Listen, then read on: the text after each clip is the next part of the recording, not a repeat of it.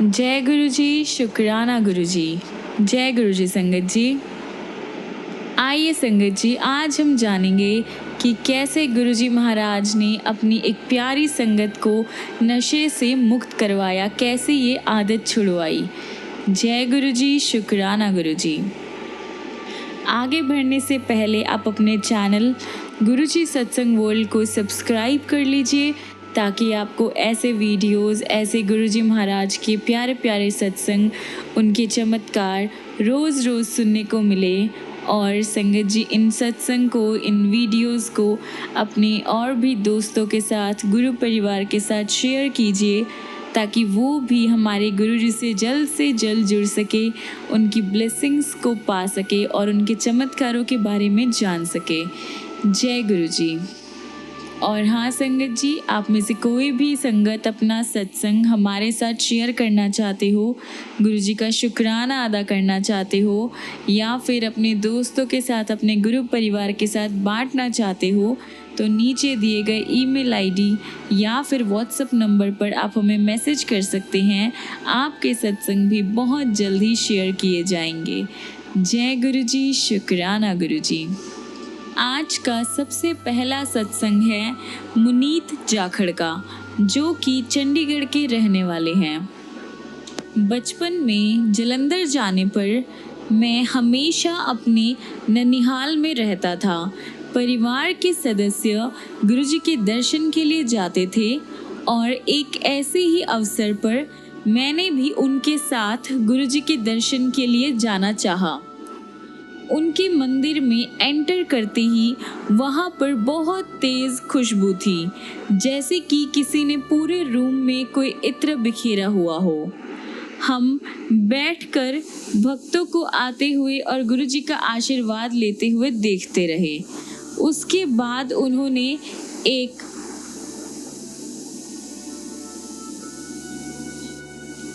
जल को अपनी माला से अभिमंत्रित किया और हमने बारी बारी से उस जल को ग्रहण किया। उस जल में से एक विशेष महक आती थी। बच्चे होते हुए भी हम बिना दंगा या छेड़छानी किए हुए एक जगह पर बैठ सकते थे। मेरे पिता एक ईश्वर के अतिरिक्त किसी को नहीं मानते थे।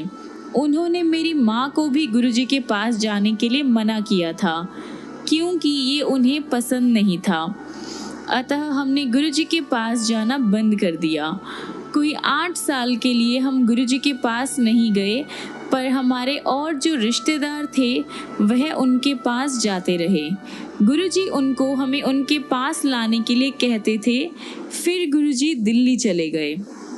2003 में मैं अपनी MBA के लिए दिल्ली आ गया। मुझे नशे की लत पड़ गई, क्योंकि मैं अकेला रहता था और ड्रिंक करना मुझे अच्छा लगता था। अपने टीचर्स के कहने पर मैंने अपने लिवर का टेस्ट करवाया। ये टेस्ट पहले भी करवाया था और जो रिजल्ट्स थे वो नेगेटिव होते हुए भी मैंने उनको डिनाई कर दिया था। एक हेल्दी पर्सन का जो रिज़ल्ट होता है वो 40 IU पर लीटर होना चाहिए और मेरा 347 था।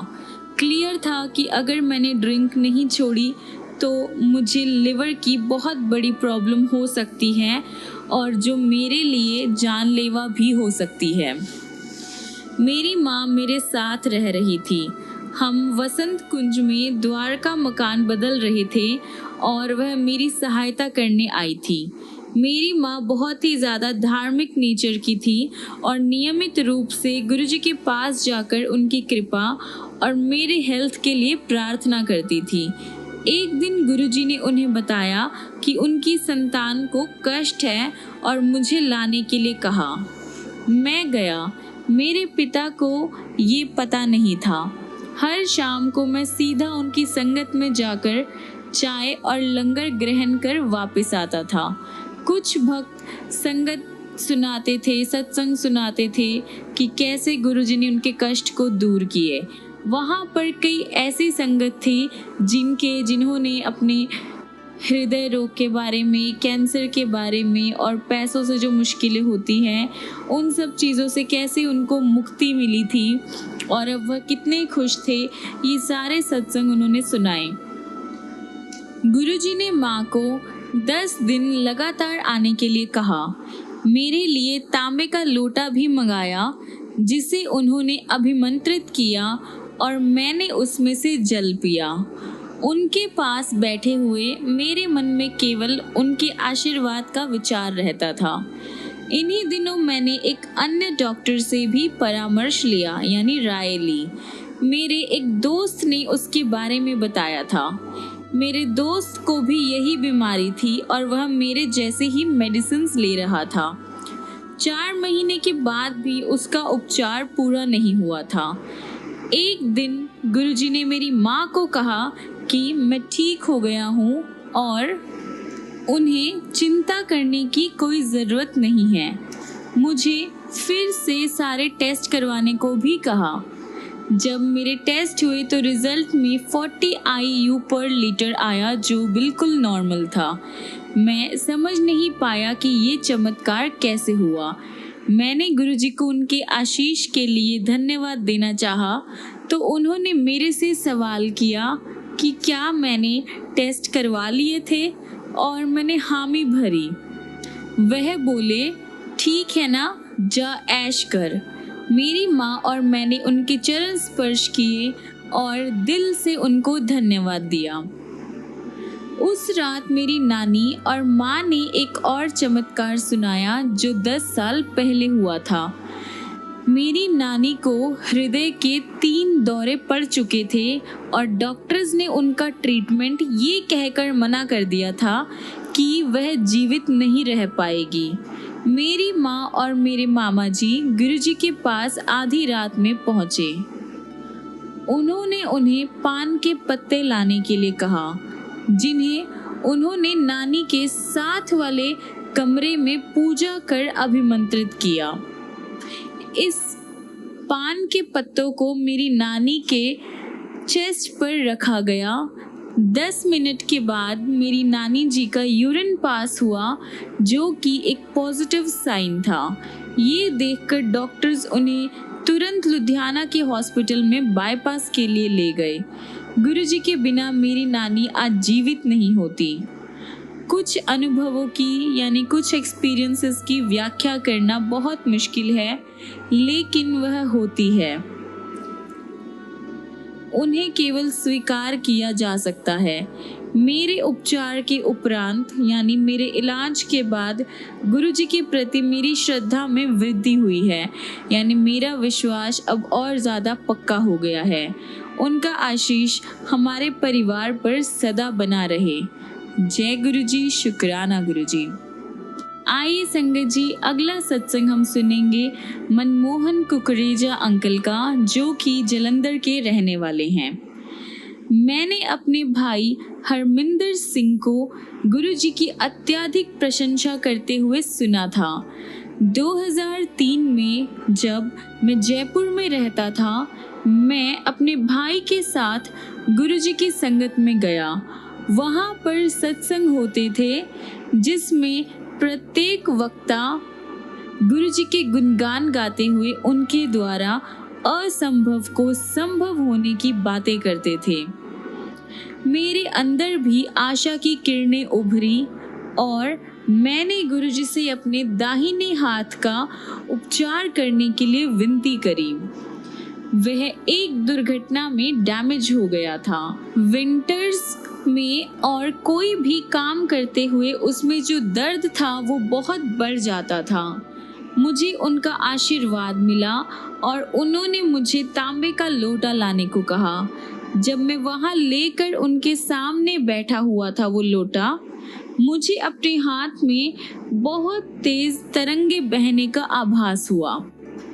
इससे उसमें तुरंत ही शक्ति आई और मैं उसे बिना पीड़ा के हिला सका, यानी बिना किसी दर्द के हिला सका। मुझे बहुत ज़्यादा यात्राएं करनी पड़ती हैं। अक्सर मेरी दुर्घटनाएं हो जाती है, यानी मेरे एक्सीडेंट्स हो जाते हैं, लेकिन गुरुजी के दर्शन होने के बाद मुझे एक सुरक्षा का अनुभव हो रहा है।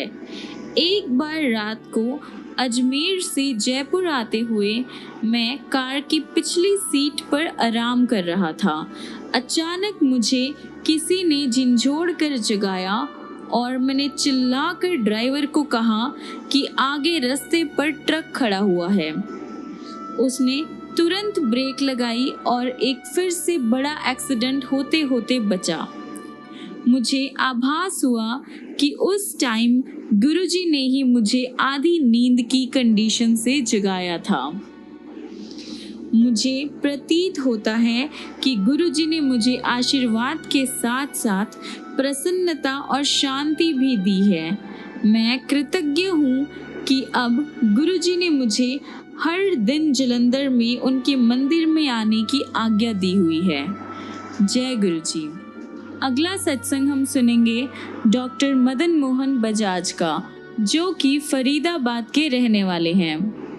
मेरे छोटे बेटे को डेंटिस्ट के स्टडीज़ में एडमिशन नहीं मिल रहा था और इस वजह से मैं गुरुजी के पास आया। मेरी मणिपाल में जो एक इंस्टीट्यूट है वहाँ पर रुचि थी। मेरे बेटे को उसमें एंट्री मिली और उसने अपनी स्टडीज़ वहाँ से कंप्लीट की। मेरा बड़ा बेटा भी डॉक्टर है और चंडीगढ़ में रहता है। उसका विवाह हो चुका है और उसका जो कार्य है, उसका जो काम है वो बहुत ही अच्छी तरह से चल रहा है। मैं स्वयं फरीदाबाद में डेंटिस्ट हूँ। गुरुजी की शरण में आने के बाद मैंने बहुत सारी मुश्किल से मुश्किल जो सर्जरीज हैं उनको अच्छे से पूरी तरह किया है और गुरुजी की कृपा से जो भी पेशेंट्स मेरे पास आए हैं वह अपनी ट्रीटमेंट के बाद बहुत ही ज़्यादा संतुष्ट होकर गए हैं। मेरी बेटी पोल फैशन और डिज़ाइन एकेडमी में फ़ैशन डिज़ाइनिंग का कोर्स करना चाह रही थी। उसने रिटन एग्ज़ाम को अच्छे से क्लियर करने के बाद अपना इंटरव्यू भी बहुत अच्छे से दिया था, लेकिन फिर भी उसको एंट्री नहीं मिली थी क्योंकि मैं उसके फ्यूचर के बारे में बहुत ही ज़्यादा चिंतित था। मैं गुरुजी के पास गया, ये जानते हुए भी उस दिन बुधवार था और संगत का दिन नहीं था। बदरपुर मेहरौली मार्ग पर मेरी दिल्ली परिवहन निगम की जो बस है उससे मेरा एक्सीडेंट हो गया। मुझे तो कोई चोट नहीं आई, पर कार पूरी तरह से डैमेज हो गई थी।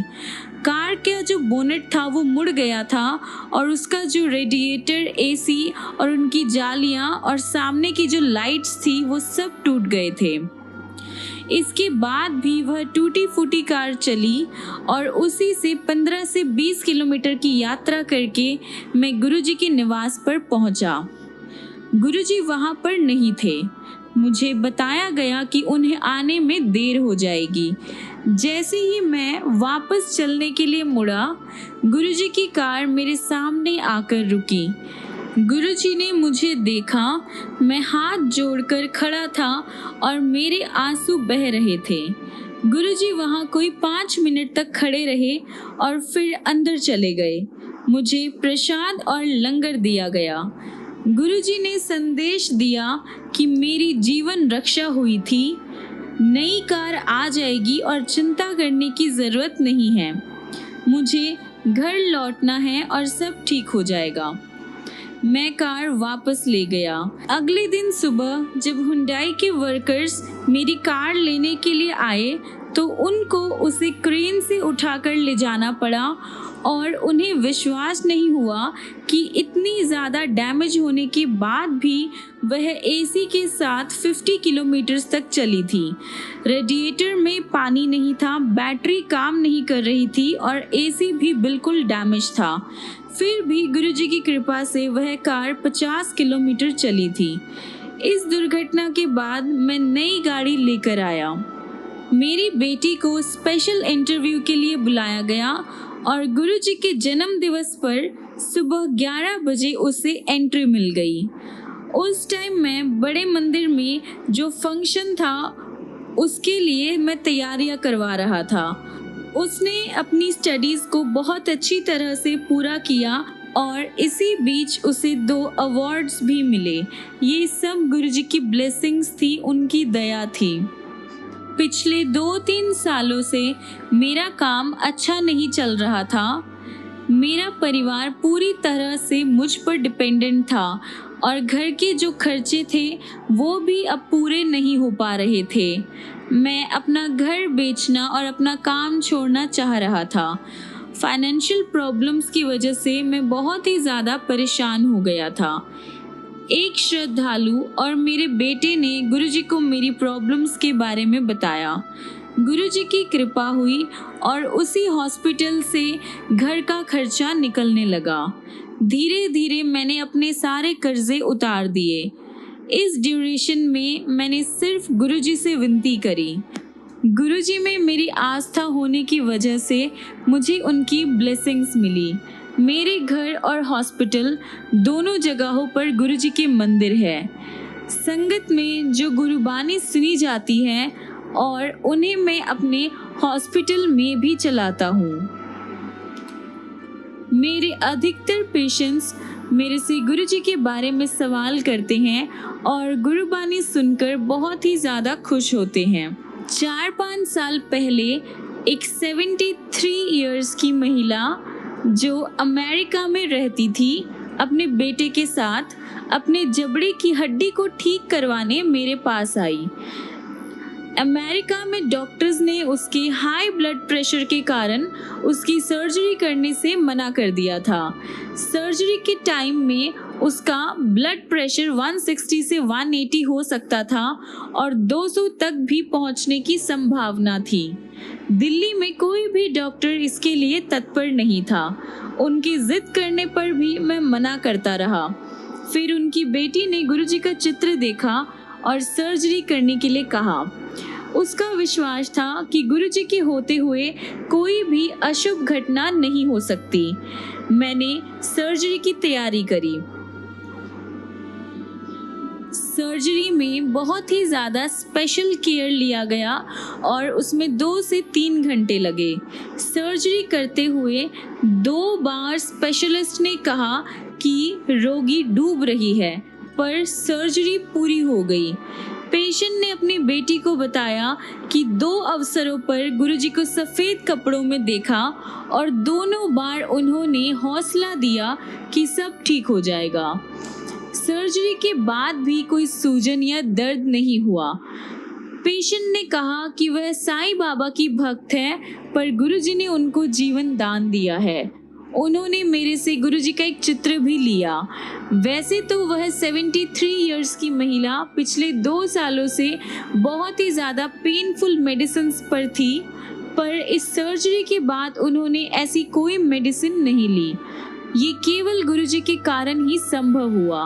मुझे प्रतीत होता है कि वह सर्जरी हम तीनों डॉक्टर्स ने न करके गुरुजी ने स्वयं करी थी।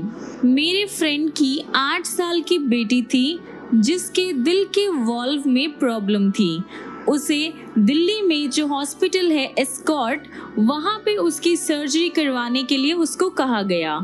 सर्जरी की डेट भी डिसाइड हो गई थी। मैंने गुरुजी से उस बच्ची को आशीर्वाद देने की विनती करी तो उन्होंने मुझे प्रसाद और फूल दिए जो मैंने उसके माता पिता को दे दिए। सर्जरी के टाइम उसकी जो कंडीशन थी वो बहुत ही स्ट्रेसफुल थी। गुरुजी ने कहा कि सब ठीक हो जाएगा। मैं रात को 1 बजे एस्कॉर्ट्स में जाकर उसके माता पिता से मिला तो वो बहुत ही ज़्यादा परेशान थे। मैंने उनको प्रसाद दिया और गुरुजी का कहा हुआ दोहराया। गुरुजी द्वारा मुझे दिया हुआ उनका अपना चित्र भी मैंने उनको दिया और उसे बेटी के रूम में रखने को कहा। गुरुजी के कहे अनुसार वो बच्ची जल्द ही ठीक हो गई, लेकिन 1 साल के बाद उसकी कंडीशन फिर से बिगड़ गई। गुरुजी उस टाइम जलंधर में थे। जब मैंने उनको बताया तो वह बोले, तू लंगर कर, चिंता न कर, कुड़ी ठीक हो जाओगी। थोड़े ही दिनों में वह ठीक हो गई और अब आनंद से रह रही है। एक बार गुरुजी पंजाब में अपने गांव चले गए। मुझे इस बारे में पता नहीं था और 10 दिन तक उनके दर्शन न हो पाने के कारण मुझे नींद नहीं आ रही थी। एक दिन पीवीआर साकेत में देर रात तक मूवी देखकर मैं अपनी वाइफ के साथ गुरुजी की जगह पर जा रहा था। अंधेरिया मोड़ पर कार का अगला टायर फट गया और कार एक ओर से झुक गई। मैंने कार को रोककर वाइफ की हेल्प से उसे धक्का दिया और एक ऐसी जगह पर पहुंचे जहां पर 2 ट्रक खड़े थे। एक ड्राइवर से मैंने टायर बदलने की विनती करी। वह हेल्प के लिए आए, पर विस्मय की बात है कि टायर में फटने का कोई निशान नहीं था। उन्होंने सोचा कि ज़्यादा ड्रिंक के कारण मैं होश में नहीं हूँ। मेरी वाइफ और मैंने पिचका हुआ टायर देखा था। हम अचंभित थे। उस टाइम हम गुरुजी के पास नहीं जा सके। पत्नी के कहने पर मैंने उसे एक पेट्रोल पंप पर दिखाया तो उन्होंने भी कहा कि टायर तो ठीक है। मेरी वाइफ ने उसे फरीदाबाद में दिखाने को कहा। सुबह जब मैंने उसे दिखाया तो टायर और उसकी ट्यूब बिल्कुल सही थे। गुरुजी की कृपा से एक और चमत्कार हुआ था। ये मेरे कुछ निजी एक्सपीरियंस है। असीमित सागर के समान गुरुजी की भी कोई सीमाएं नहीं है। मैं सदा गुरुजी की संगत बनकर जीना चाहूँगा। मेरे गुरुजी मानवता को ईश्वर का विशेष उपहार है। उनका जन्म उनकी अपनी दिव्य कृपा से मानव को जीने की सही राह दिखाने के लिए हुआ है। उनका आशीर्वाद प्राप्त करने वाले सबसे भाग्यशाली हैं और मैं उनमें से एक हूँ। भले ही मैं उन्हें मेरे गुरुजी कहकर संबोधित करूं, वह गुरु केवल मेरे नहीं बल्कि सबके हैं। मेरे संपर्क में आए हर एक व्यक्ति, स्पेशली मेरे हॉस्पिटल में आए हुए पेशेंट्स, उनका नाम पूछते हैं। मैं उनको यही जवाब देता हूँ कि उनको गुरुजी के नाम से ही जाना जाता है। जैसे ईश्वर का कोई नाम नहीं है, उनका भी कोई नाम नहीं है।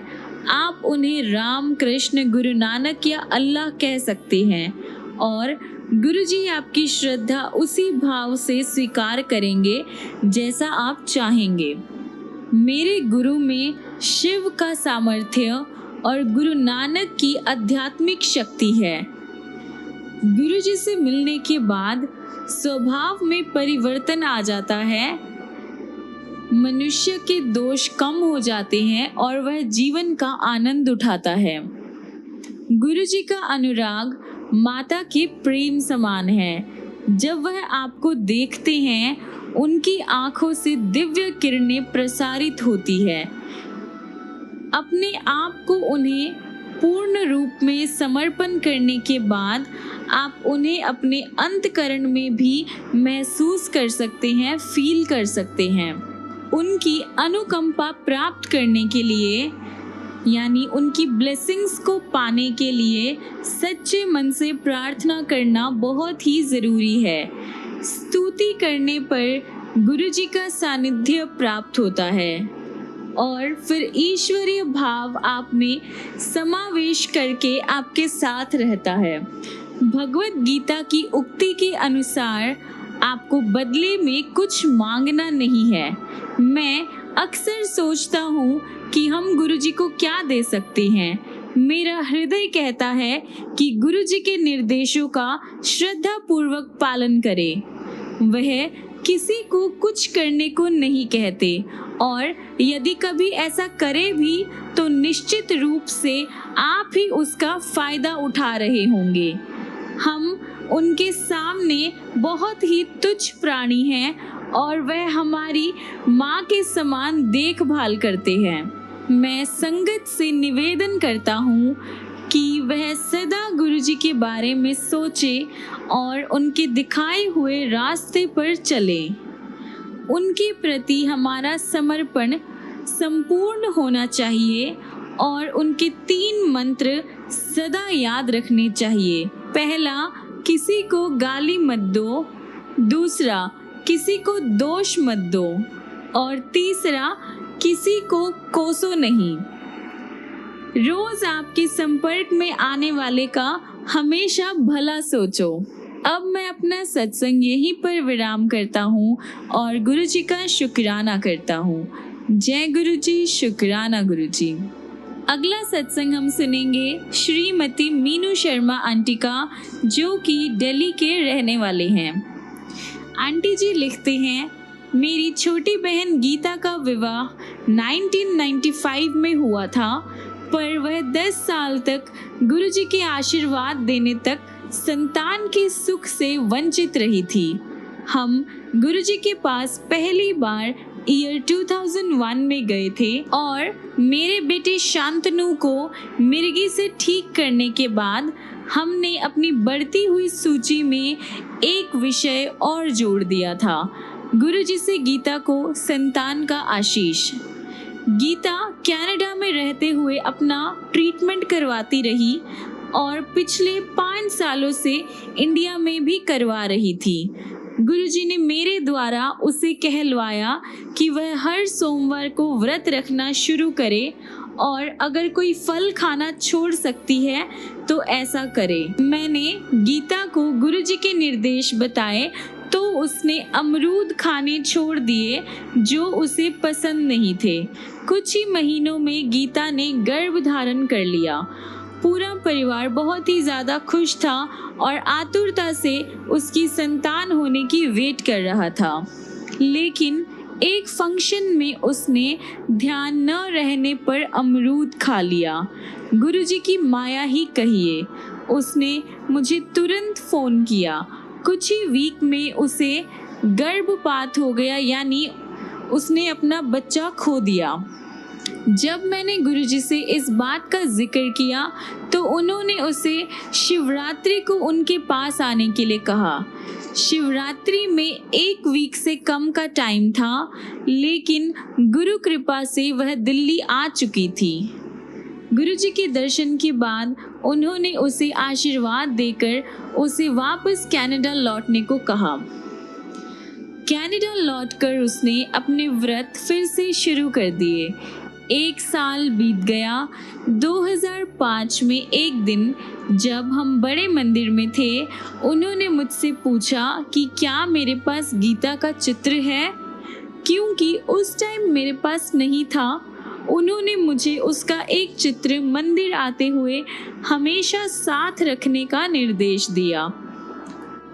गुरुजी के साथ उस वार्तालाप के 1 महीने बाद गीता ने मुझे फ़ोन पर बताया कि उसे फिर से प्रेग्नेंट होने का आभास है, पर निश्चित रूप से डॉक्टर्स ही चेक करके बता पाएंगे।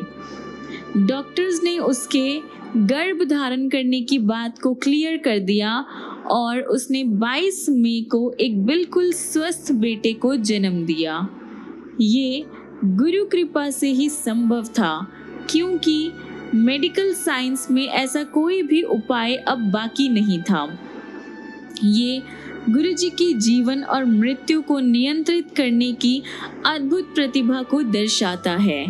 जय गुरुजी, शुक्राना गुरुजी। आइए संगत जी, हम अपने आज के सत्संग को यहीं पर विराम करते हैं और ख़त्म करने से पहले हमारे गुरुजी महाराज का मंत्र जाप करते हैं। ओम नमः शिवाय, शिवजी सदा सहाय। ओम नमः शिवाय, गुरुजी सदा सहाय। ओम नमः शिवाय, शिवजी सदा सहाय। ओम नमः शिवाय, गुरुजी सदा सहाय। ओम नमः शिवाय, शिवजी सदा सहाय। ओम नमः शिवाय, गुरुजी सदा सहाय। जय गुरुजी, शुक्राना गुरुजी। संगत जी, मिलते हैं अगली वीडियो में गुरुजी के ऐसे बहुत सारे अलग अलग चमत्कार लेकर, उनकी नई नई ब्लेसिंग्स लेकर, उनके बहुत सारे सत्संग लेकर। तब तक के लिए गुरुजी आपको ब्लेस करते रहे, ढेर सारा प्यार करे, बहुत सारी ब्लेसिंग्स दे, बहुत सारी खुशियाँ दे। और आप भी ध्यान रखिएगा गुरुजी को दिल से याद कीजिए, दिल से मान के देखिए, उनसे कुछ भी मांगिए नहीं, फिर देखिए गुरुजी महाराज की ब्लेसिंग्स कैसे आप सब पर होती है। जय गुरुजी, शुक्राना गुरुजी। जय गुरुजी संगत जी।